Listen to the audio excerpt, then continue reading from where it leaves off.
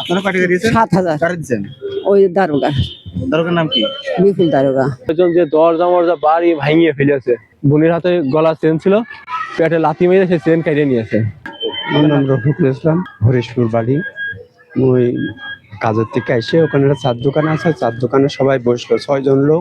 6 জন লোক আমরা খাওয়া দাওয়া করছি। খাওয়া দাওয়া করার পরে আমি বলছি যে 100 টাকা দিল, সবাই খাবা না, ভাগ করে নিবা। ও বলে যে আমি একাই নেবো। আমি এটুকু বললাম যে একা কারো দেওয়া যাবে না, সবাই মিলে ভাগ করে নিয়ে আমরা খাতে হবে। তো সেই মুখ খারাপ করে যায়, তাই বলে মুখ খারাপ করে, বহুত লোকজন আছে। সেই ওরম করে করে মুখ খারাপ করতে হতো, আমার গলায় হাত দিয়ে এক ধাক্কা মারিলাম। মারলো এক স্টিলের কাপ আছে, স্টিলের কাপ 8-10টা বাড়ি মারলাম আর পিটিয়ে মারলাম। যে ঘুরে উঠে কাপ এই করতে গিয়ে আর কাপ মনে গিয়ে মাথা ফেটে গেল, মানে মাথাটা কেটে গেল। এই জায়গা থেকেই 2জনের আউট করে দিল। ফোন করলো ওই দিনকেই, ঘন্টা দেড়েক পরে। নাজমুল ছিল, ওহিদ ছিল, স্বপন ছিল, ওহিদ বলতে নাহিদ ছিল, আর হলো ওই যে বজরুল ছিল। না না না, এরা কেউ কাজ করে না। এটা 8জন, একজনও কাজ করে না। আমার অরিজিনাল মারা গেছিল রনি বকুল, তারা আমার নামে কেস করতে পারিনি, তো আমরা করেছি। আসামি তারা বিএমপি ক্ষমতায় না, আমরা বিএমপি করি। এটা হচ্ছে 50 টাকা নিয়ে এরকম হয়েছে, মানে সাইডে বক্সির টাকা নিয়ে এরকম হয়েছে। হওয়ার পরে সে আবার মানে একটু কাপ দিয়ে মারার পরে তার কাটার পরে 10-12 জন যেয়ে অন্ধকারে রাত 8টা-9টার দিক যেয়ে, আমার ছোট বোন ছিল সিজার করা, মানে 7 মাস হয়েছে, এরকম বাচ্চা ছিল।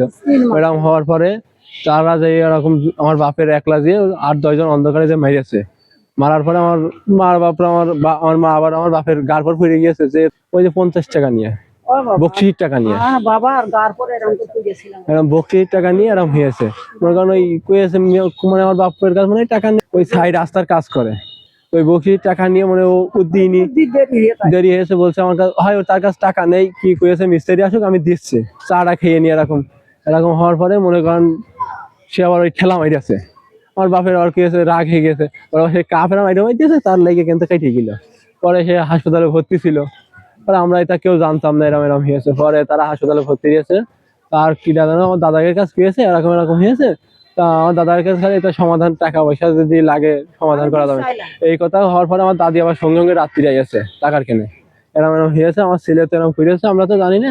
তারপরে আমার দাদি আছে বাড়ি যাইতেই মনে করেন সেই 8-10 জন যে অন্ধকার, এখন কারেন্ট আরাম থাকতো না, আরাম যেয়ে মনে করেন আমাদের ঘর দেখ যেই দিকে এরকম আমাদের ঘর সব আটকে দিয়েছে, মানে 2 দিকেই ছাদের বাড়ি, জানলা দরজা সব আটকে দিয়েছে। দেওয়ার পরে মনে করেন 10 জন যে দরজা মরজা বাড়ি ভাঙিয়ে ফেলেছে। ভাঙার পরে মনে করেন ওই যেই ঢুকে গিয়েছে, এখন তো আর আমরা কেউ বাড়ি ছিলাম না, তো ওইরকম ঢুকে যাওয়ার পরে তার মনে করেন একজন বাড়ি মেরেছে, বাড়ি দিয়ে বুকির পর বাড়ি মারার পরে সে পড়ে গিয়েছে, পড়ে দিয়ে সে উঠতে পারেনি। এখন মনে করেন সবাই মিলে মনে করেন হাতু দিয়ে রামদা কোপ মারতে গেল, কিন্তু খাটে বাইতে গেল। এই জন্য ওইটার জন্য খাই এখান থেকে সেইটা আমার দাদির লাগিয়ে যেখানে কেটে গেছিল। পরে এরকম হওয়ার পরে এইটা আমরা হচ্ছে তারপরে 10-12 জন এসে এরকম মারার পরে টাকা পয়সা ছিল সেই সব, আমার বোনের হাতে গলা চেন ছিল, পেটে লাথি মেরে সে চেন কেটে নিয়েছে। তার শ্বশুর বাড়িতে চেন দিছিল সেই সব কেটে নিয়েছে। ওই যে আমার বাড়ি মানে আমার ওই একদিকে দাদারা হয়, এটা হচ্ছে যার মেরেছে এর বাপের নাম হচ্ছে নবী সর্দি সিলের মারা হয়েছে। আর তার ভাইরা যে চাচারা যে মারিয়েছে, আজমুল, নাজমুল, নয়ন, বদরুল, তারপরে আর ওই যে বাইরের লোকজন আছে, এরা 2-3 মাস এরকমই মনে হয়। এখন পর্যন্ত পরে নিয়ে আমরা হচ্ছে এখান থেকে ই করে দিছিল কুষ্টিয়ার থেকে আমরা দেখলাম ভাব ভালো না, এখানে মনে করেন সেই পাইকে মারির ফুলিয়ে গেছিল। ফুলিয়ে যাওয়ার পর দেখছি এখানে যে অবস্থা আমাদের এখানে হবে না। পরে আমাদের ওই জোড়াদার একটা ডাক্তার ছিল, তাই সেখান থেকে ফরিদপুর নিয়ে গেছিলাম আমরা ওই পাকে নিয়ে, যে ওখানে যে ভর্তি করার পরে এই অপারেশন করার পরে হ্যাঁ কেস কাটটা সেখানে আমরা করেছি। মানে মারার পরে ওরা আমরা যে কেনাইছি ওরা ওই পাকে ঢুকে আছে থানায়। এরকম হয় না, আমরা যেই উগার বাড়ি দেখি দাদা ফোন দেয়, দিয়ে ওরা যায় ওই দিক থেকে 7 ব্রিজ থেকে উগার ফোন দিয়ে দেয়। আমাদের ওই রনি নেতা আছে, উগার কাছে ফোন দিয়ে দেয়, ওরা বাড়িতে দৌড় মারে।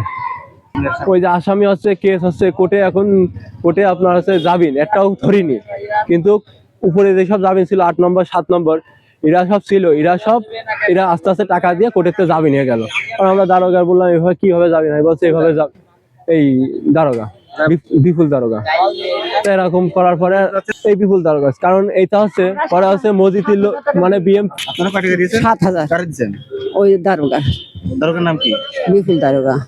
তখন আমি তো জানি বাবা বিটা ছিল। মানে তেল খরচ পরে এইগুলা যাইতো, যাওয়ার পর থেকে মানে যে আমার বাড়ি ফেলাইতো, এখন না দিলেও এটা হয় না, কারণ কেস আমাকে একটু নিতে হলে টাকা পয়সা দিতে হবে, এটা আমাদের লোকজন কইতো। পরে আমরা এরকম করার পরে তারপরে যে বিএমপি করে ওরা, এবার ওই রনির সাথে ওরা বেড়াইতো।